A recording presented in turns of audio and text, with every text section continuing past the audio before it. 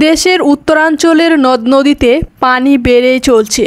এতে রংপুর, কুড়িগ্রাম, লালমনিরহাট, গাইবান্ধা ও সিরাজগঞ্জের নিম্নাঞ্চল প্লাবিত হয়েছে। অনেকেই বাড়ি ঘর ছেড়ে পরিবার নিয়ে নিরাপদ আশ্রয়ে চলে গেছেন। পানিবন্দী হয়েছে প্রায় 25,000 পরিবার।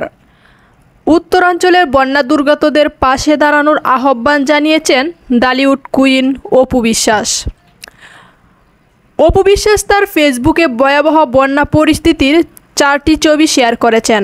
সেখানে তিনি সবাইকে উত্তরাঞ্চলের বন্যায় পানিবন্দী পরিবারদের সাহায্যের আহ্বান জানিয়েছেন।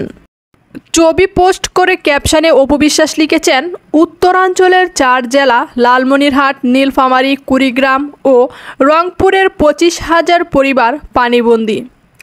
আসুন আমরা ফেনী, নোয়াখালী, কুমিল্লার মতো পানিবন্দী এই মানুষগুলোর পাশেও দাঁড়াই। তার একজন অনুসারী লিখেছেন, উত্তরবঙ্গ বা দক্ষিণবঙ্গ কোনো কথা নয়, আমাদের পুরো বাংলাদেশকে মহান আল্লাহ তাআলা হেফাজত করুন। কমেন্ট বক্সে ভক্ত অনুরাগীরা বেশ আক্ষেপ প্রকাশ করেছেন।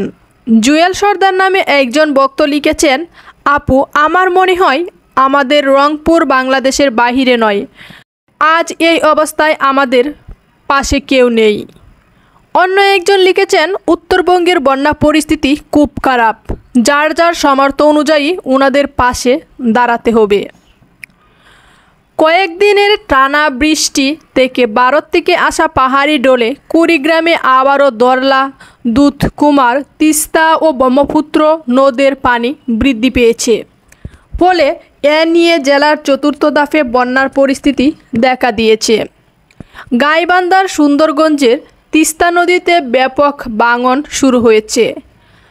অব্যাহত ভাঙনে উঠতি আমন ক্ষেতসহ বিভিন্ন ফসলি জমি ও বসতভিটা নদীতে বিলীন হচ্ছে।